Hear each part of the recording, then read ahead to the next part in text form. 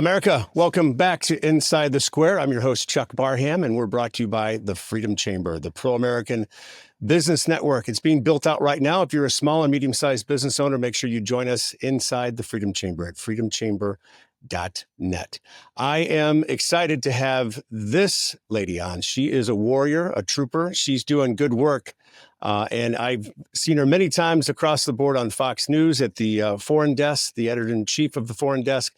It's Lisa Daftari. Lisa, welcome to Inside the Square. Thank you for having me, Chuck. Yeah, I don't even know where to begin. The world's on fire. You're trying to do your best to bring us the stories of humanity that's happening over in the Middle East. And I'll give you the floor and let us know, let us know what we should know. I guess that's the best way to say it, Lisa.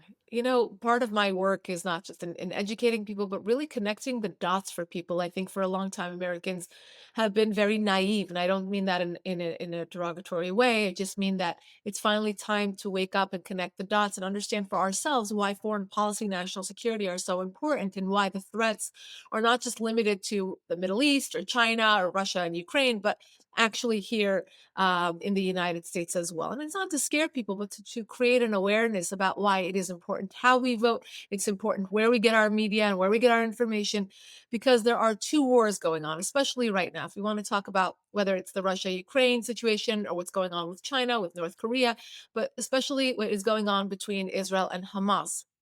Depending on where you get your news, you have a completely different narrative and a completely different bad guy, good guy when we're dealing with a terror organization. And that is because the media has been able to skew this narrative in whichever favor or bias that it has. But there are two wars going on actively. One is the military war that is going on in the Middle East between Israel and Hamas, and the other, which is going to far outlast that military war, is the information war.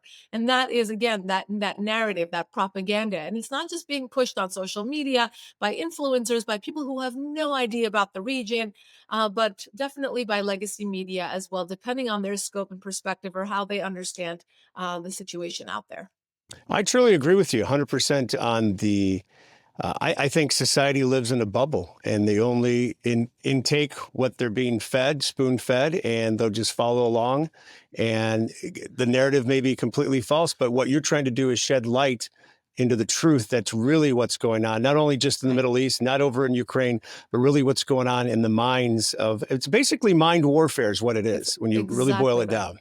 Exactly right. And it's going on everywhere, even with your children who are in grade school. I remember right after the war started here in Los Angeles, the LAUSD. So they are entrusted with all the public school kids from K through 8, or high school, I should say, as well. But the K through 8 teachers came up with their own set of talking points to distribute among all the grade school teachers in the LA Unified School District to talk about this war. And they were entirely skewed, entirely anti-Israel.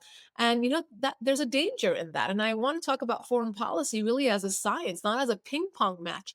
People who cannot place Israel on a map are all of a sudden, well, I'm against Israel. Really? Tell me 3 reasons why you're against Israel. Tell me about some of Israel's policies. What do you know about Bibi Netanyahu? What do you know about October 7th? What do you know about who they're fighting? And it's really interesting because you have people who are so-called advocates and champions of human rights, women's rights, gay rights, and all of a sudden, they're for Hamas. The same people who would hang them in a split second if they were to go over to Gaza or the West Bank. So yeah, I've said that to many of my friends that are gay that have a problem with what Israel's doing. I say, okay, why don't you go over there with your pride flag and just take a trip down the Gaza Strip and see what happens? I mean, it's not going to end well. The information that they're being spoon-fed is totally a 180 for what is the truth. Right. Hamas must be destroyed. I mean, that's truly what it comes down to. You've got people that are in Gaza that are just trapped. I mean, they're prisoners in their own country. Absolutely. We always talk about that. If you care about the Palestinian people, you should be the first one to say Hamas should go. You're the first one that should want to eradicate terrorism and radicalism from their societies. You're the first one who should be wanting to take that radicalism out of their grade school books that tell the children, if you kill 2 Jews today and 2 Jews tomorrow, how many Jews have you killed? That's how they teach arithmetic. And this was basically UNRWA books. UNRWA is the UN organization that was entrusted with just helping the Palestinian people, and it it came to light that members of UNRWA, again, working for the UN, getting taxpayer money from the United States, by the way, were part of the October 7th attacks and members of Hamas. So their society has to be entirely rooted out. If you care about the Palestinian people, if you want a better future for them, these are the realities that we have to agree upon. That radicalism has to be eradicated from the entire region in order to see a better day for all people across the Middle East and across the world. I mean, people will say, well, this has been going on for thousands of years, Lisa. I mean, True. what are we supposed to do on our timeline to make this change? What do you recommend? Where's the good first step? I mean, is it just exposing the truth would be a great first step, in my opinion? Absolutely. And not siding with a terror organization, really understanding the basics here. Look, you can care for the Palestinian people, but also call out Hamas. It's just like the way that we care about the Iranian people, which is why we call out their regime. That's why we care about the Yemenites and we call out the Houthis and we call out we call out Hezbollah because of the people of Lebanon. They should be able to live freely without radicalism inside their countries.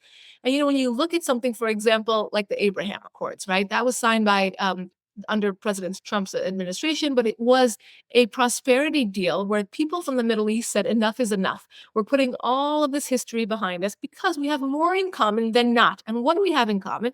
We want to be prosperous. We want to have a good, prosperous economy. We want to have private and public deals with Israel. And Israel has a lot to offer us in the security sector, in the water irrigation sector, in the technology sector, in the health sector, in the insurance sector. And now you see all these relationships obviously eclipsed by October 7th a bit.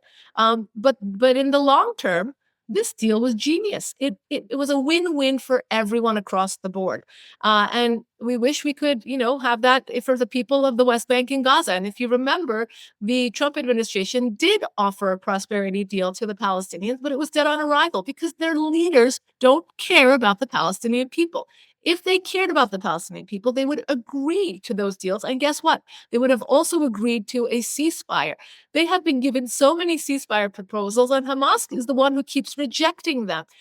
So we have to really point out the main issues here, and that is that these radicals do not care about the people. They're the ones who are provoking the war. They're the ones who are dragging out this war.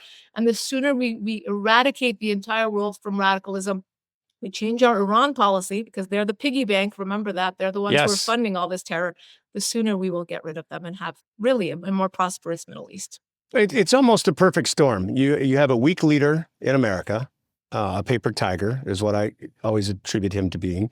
And I always say when America gets a cold, the rest of the world gets the flu because they look to us for strength and leadership. And when you have nothing at the top, this is what you get. You get wars on different fronts. You get regimes rising up that feel like, hey, I really don't have a resistance now to fight against us. So this is where we're at. That's why we need leadership change here in America. And it happens in November. Absolutely. And I think it's so important to remember how important that posture is from the United States, from the White House.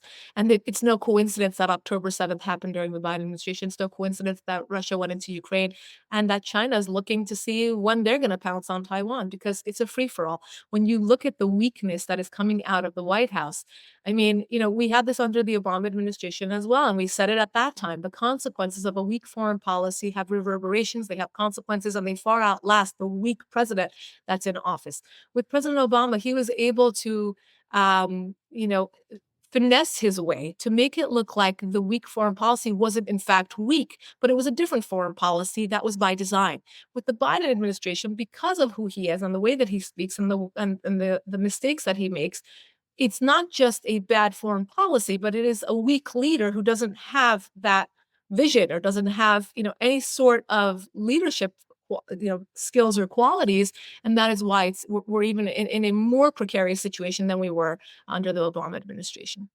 Amen to that. And walk me through what FreeGorgins.com is. I want to make sure our audience is completely aware of what you've got going on. So this is a different look at what we're dealing with within the war. And it's what I alluded to before. If you care about the Palestinian people, if you care about the people in Gaza, then you should free them. Yes, you should free them from Hamas. You should free them from terror. You should free them from the reign of this horrific leadership. A terror organization, and remember, Hamas was put on U.S. terror lists 3 different times within the last 3 decades, and that is because they are the definition of a terror organization. So not only do they rain terror on the Israelis, they rain terror on their own people. So Free Gazans is a move to recognize that, yes, if we care about the region, if we care about the Israelis and the Palestinians, then we should free them from the reins of Hamas. Absolutely. Where can people find you online and connect with you and find out where you're pushing your messages out? So foreigndesknews.com is our news platform. We are a multimedia platform. We do a weekly podcast, but more than that, I really suggest everyone sign up for our free daily email. It comes into your inbox every morning with the top 10 headlines of the day. It's a quick cheat sheet. If you read that, you know all the news of the day, particularly with an emphasis on national security, foreign policy, stories you might not see elsewhere. You're set for the day, and every weekday morning, it'll come straight into your inbox. You can sign up for that at foreigndesknews.com. I would like to extend an open invitation to you to join us inside the square at any time, any moment you feel it's necessary. Just know that your wisdom, your insights, your knowledge is paramount in fighting this mind warfare of communications that the legacy media and social media and I call them the puppeteers behind this are doing. So Lisa, you've got an open invite. Thank you. I will take you up on that. Thank you for underscoring these very, very important topics and continue fighting the fight. Thank you very much, Chuck. As I always say, without 2A, there is no 1A. Lisa, thank you so much for being inside the square. My pleasure.